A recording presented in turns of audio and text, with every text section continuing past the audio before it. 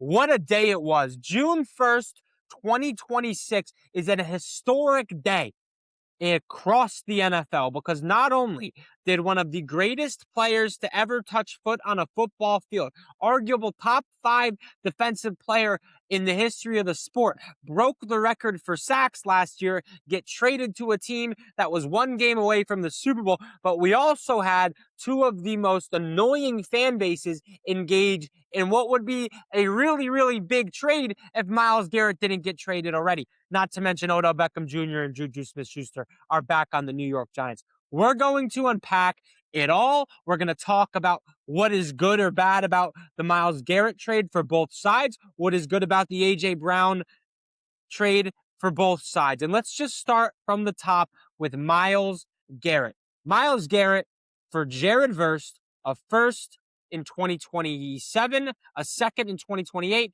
a third in 2029 to the Cleveland Browns. Myles Garrett to the Los Angeles Rams, and Les Snead is putting on display why he is one of the greatest general managers in the history of the NFL. If you are good enough to find value in the mid or in day 2 or day 3 of the NFL draft, you can get such incredible value for your number 1 overall picks. And that's what the Rams have been able to do. Kobe Turner, day 2 pick. Byron Young, day 2 pick. Both of those guys had more sacks than Jared Verse last year, by the way. Braden Fisk, day 2 pick. Nate Landman, day 3 pick. Puka Nacua, Kyron Williams, day 3 pick. They have been able to build a core without using a first-round pick. And the first-round picks that they do end up selecting, they trade them. Jared Goff and the Matthew Stafford trade, and a bunch of firsts. That got them a Super Bowl. They traded for Jalen Ramsey, first-round pick. That helped them get a Super Bowl. They traded Jared Verse now for Myles Garrett. They traded a first-round pick for Trent McDuffie. So this team, the Los Angeles Rams, were a muffed punt away from making the Super Bowl last year. And they upgraded on their biggest weakness, which was their defensive backs, their corners, with Trent McDuffie and Jalen Watson. And then they upgrade their defensive line, which was not the problem last year. They were top 5 in pressure rate, top 10 in sacks. They upgrade it by going and getting the guy that led the NFL in sacks last year with 23, broken NFL record. Not to mention they had the number 1 offense in the NFL last year. They have the MVP. They had the best receiver in the league last year in Puka Nacua. They have Davante Adams, who was the best red zone threat in the league last year. They have Kyron Williams, who's been a top 10 running back in terms of scrimmage yards since he's entered the league. This Rams team, there's no excuse for them not to make the Super Bowl. You can lose in the Super Bowl, and maybe that's fine. But this isn't a this year thing either. That's what's crazy about it, because Puka Nacua, he's entering year 4 now. So they're going to have to extend him. So this could be the last year with Puka, or they're going to lose like a Kobe Turner, a Braden Fisk, a Byron Young. They're not going to have enough money to pay all those guys.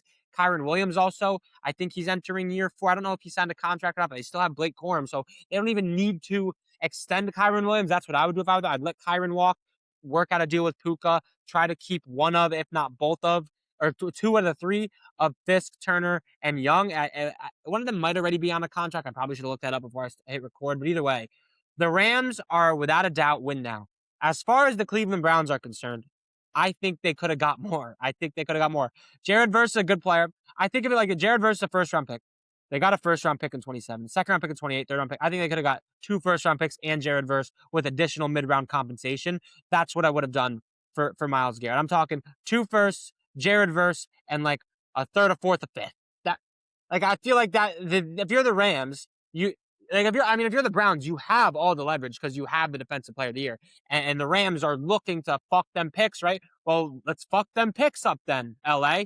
And this Jared Verse Myles Garrett swap off is good for Cleveland because it opens up cap space, gets them off that Myles Garrett contract. But you're also going to have to pay Jared Verse if you're the Rams.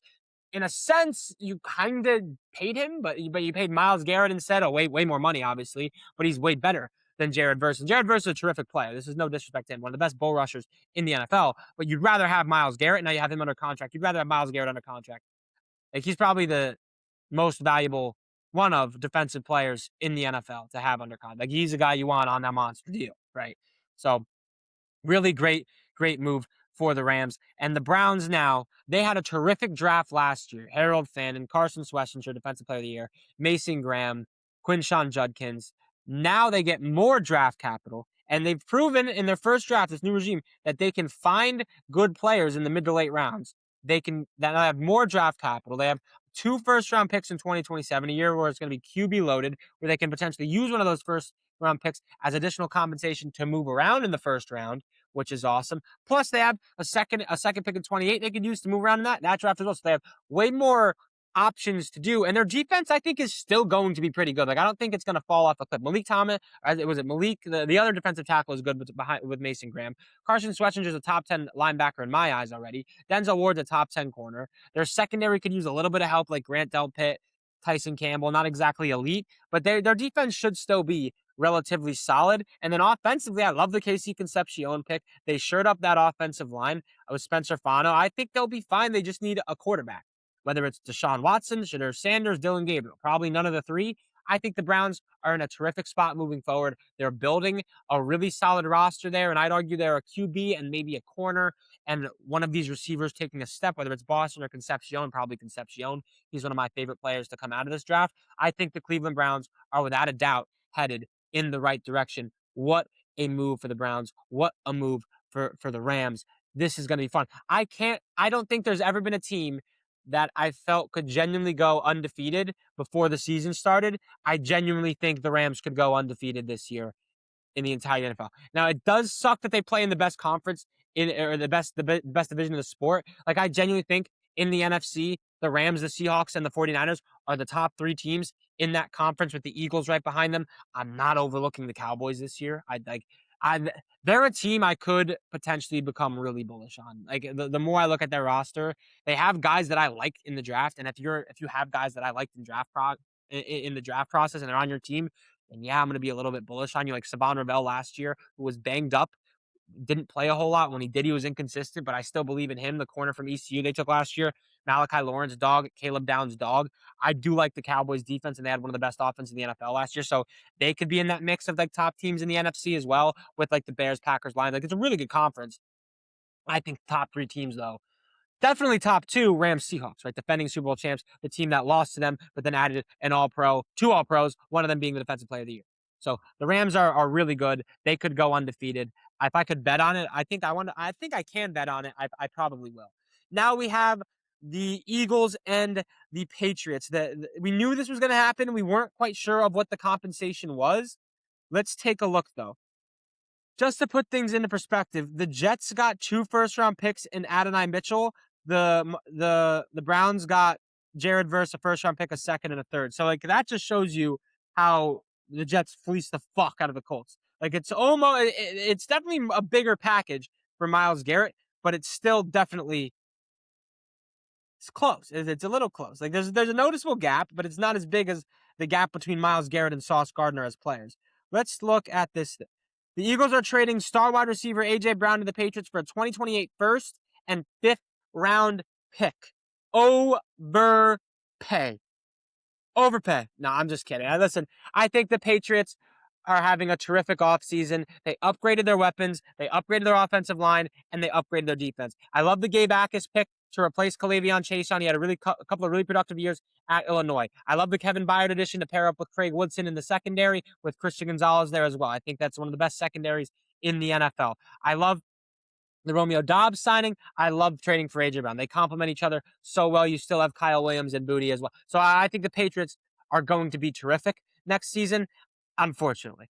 That being said, Drake Maye was garbage against good comp all year.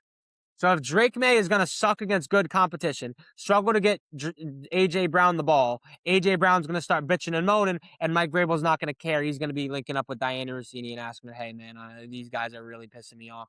I need you to come in here and relieve some stress.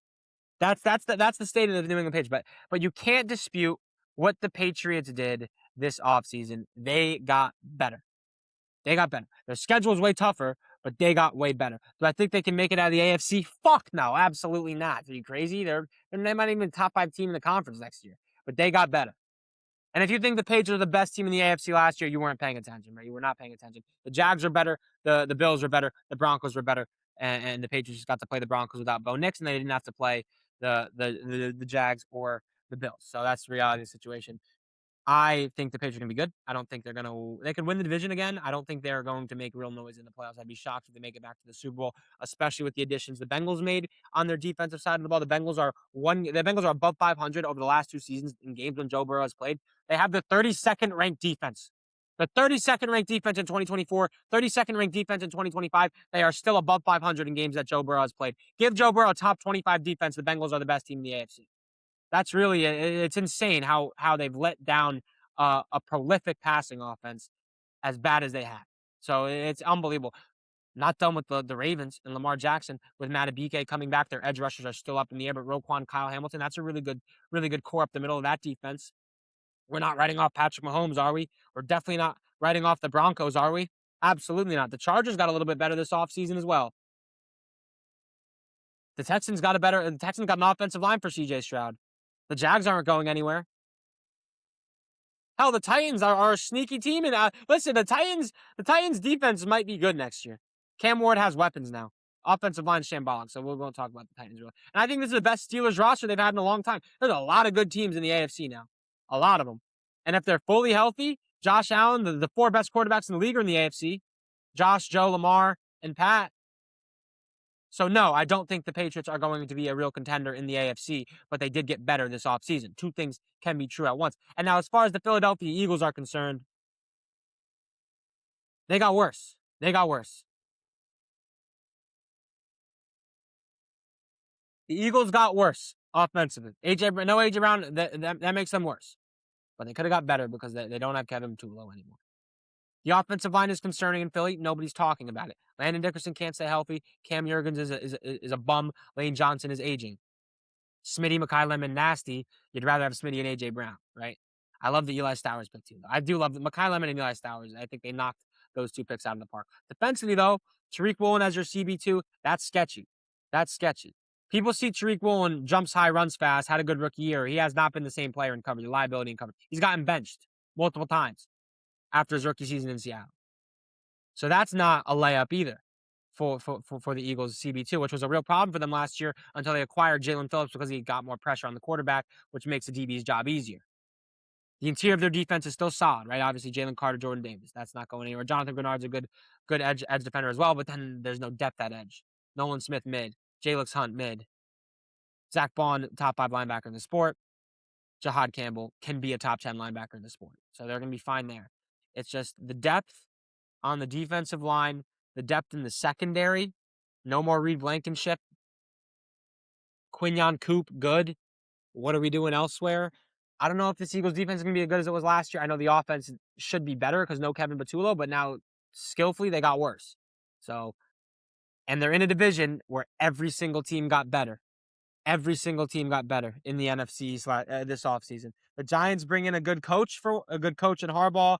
They bring in Arvell Reese. They bring in Francis Mauigoa. They had some good. They bring in Greg Newsome defensively. They bring in Tremaine Edmonds defensively. Their biggest need was an off-ball linebacker. All of a sudden, the Giants have a pretty decent offensive line. They get Neighbors. They get Scadaboo back, although it's up in the air what Neighbors is doing. And then they get Juju and Odell. Whatever. Cool. Fun shit. Good shit. Like veteran receivers to maybe keep the offense afloat for the first few weeks of the season until Malik is back and running at 100%. They're still going to be the worst team in the division. I'd say they still finished fourth in the division, but they got better. The Commanders, Jaden Daniels fully healthy, good offensive line. Antonio Williams out of Clemson was a really sneaky pick. He's a really good route runner, really good separator. Terry McLaurin with a good quarterback when he's fully healthy. Like Jaden, not only was Jaden Daniels hurt last year, but every time he played, he didn't have his full supporting cast. Bill, Rashad White out of the backfield could be better there, quite frankly. But then defensively, their biggest need was linebacker and speed. Nick Cross, fast as shit. Sonny Styles, fast as shit. Leo Chenal, fast as shit. Trey Amos, Mikey Sanderson. They have guys now. And I don't know who they drafted, but they signed Adafa Owe as well. I really do like what the Commanders have done this offseason. Their defense should, without a doubt, be better than it was last year. And they got better. And then obviously I talked about the Cowboys earlier in this episode. Like they got better defensively.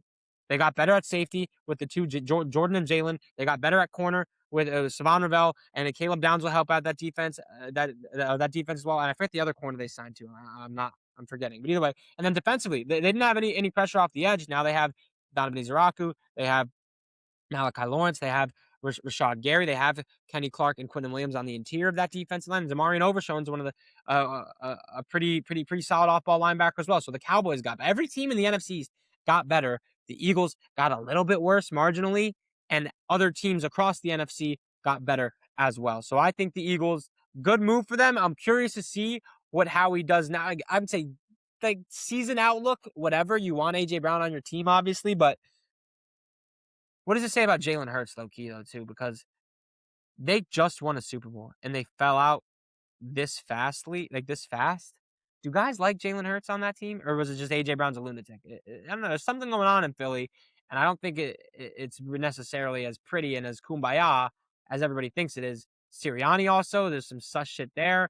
Howie Roseman's the glue keeping it all together, but there's definitely a lot to be concerned about a little bit if you're an Eagles fan with the vibes overall in that locker room surrounding you guys' prince, the prince that was promised, Jalen Alexander Hurts, was never thrown for 4,000 yards in his career. So we'll see what happens. I think the Eagles overall, like a first is a good first and a fifth. Take that all day. You traded a first for AJ Brown, you get a first back for him. Perfect, wonderful. Couldn't draw it up better than that. And now Howie has some more ammunition to get more deals done during the season, which he loves to get deals done during the season. Trade deadline Howie could be active again, and he's got some ammo now. He's got some ammo. It's also, I would say it's good for the Patriots. They gave a 28 first and not a 27 first. That does mean something. I don't know what the 2028 draft class looks like, but the 27 class is loaded, so that's good for the Patriots. But either way, that'll do it for this portion. I don't know what else I'm going to talk about on today's episode. Hit that subscribe button. Hit that thumbs up button if you're watching on YouTube. I've got sports content coming out the ass. I love you guys.